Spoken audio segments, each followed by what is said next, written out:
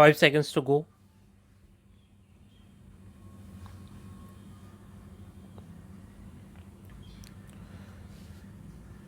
Start.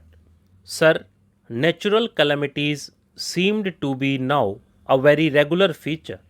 This year, there are several states which are seriously affected by drought. In some states, it is the second successive year of drought, and in some other states, it is almost the third successive year. It means that large sums of money will have to be provided, and I trust the priorities will be respected. We cannot go on putting up with a situation in which hundreds of thousands of villages today are without drinking water. Where from any drinking water is to be provided is not even known. The state governments do not know what to do with it. It is not money alone that matters, though large sums of money will have to be provided to ensure that drinking water is made available to villages. The finance minister knows that farmers must be given remunerative price. Mr. Finance Minister, I would request your attention to this particular point.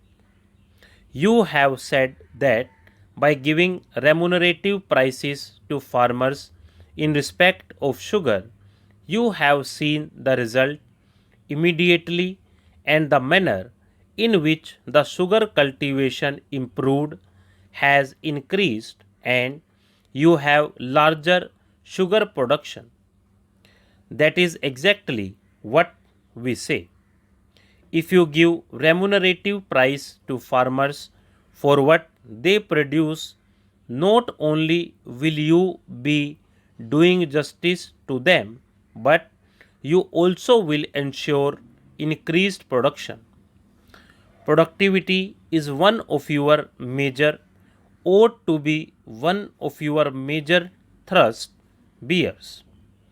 It is the one thing in which you are not being successful, whether it is on the agricultural front or on the industrial front. I hope that this is something to which you will pay greater attention. When the finance minister started his budgetary exercise in 2008, he endeavored to do two things.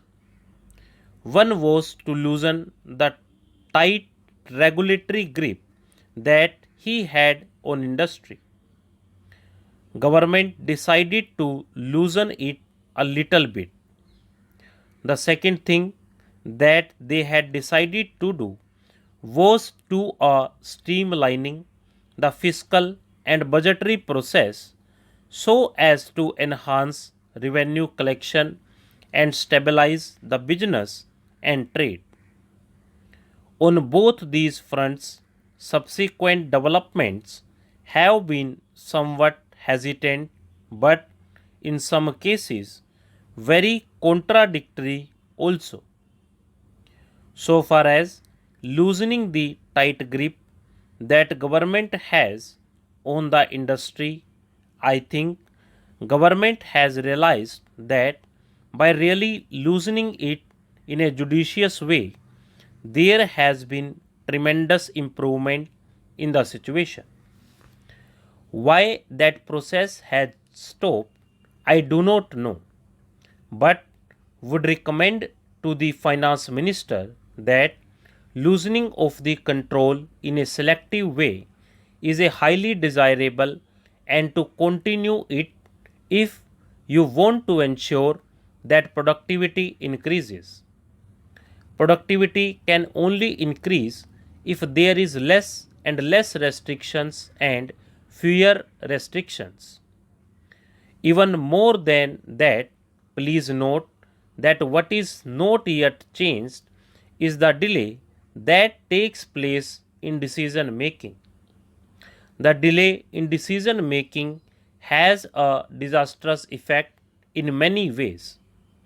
I would say that unless the finance minister, or rather the entire government, makes a decisive and determined effort in this direction, they will find that many of their good policy decisions may also not produce the desired results.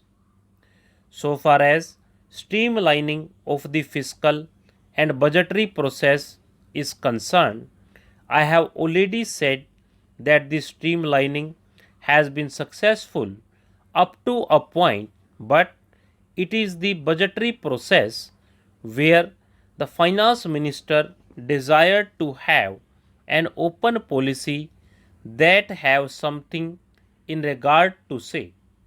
He has been, in fact, along a budget every month in the sense that fiscal changes that are frequently being made, the way in which excise duties are being changed and changed in a significant way give that impression. Some of the changes that are being made may have really disastrous effect on industry. We do not know the reasons as to why these changes are being made. Mr. Chairman, sir, the streamlining process in regard to taxation policy is good. I understand that the income tax bill is being revised. Considerable amount of work and time was devoted some time back also. There is a Choksi committee report which I hope you will look into while examining this matter. So, I will not say much on that. There are 2-3 things which should be attended to. Look at the state of affairs in the construction industry. Why is the construction industry not flourishing as much as it should be at a time when there is tremendous housing shortage? It is entirely because of the way in which the Urban Sealing Act is being operated. I think it is time that the government seriously re examine that act with a view not to defeat the main objective of the Urban Sealing Act, but with a view ensuring that it does not become a throttle in the construction activity so as to become incapable of reducing the housing shortage, which is very serious. Not only there is housing shortage in the urban areas, even in rural areas there is tremendous shortage of housing which need very urgent attention. Stop.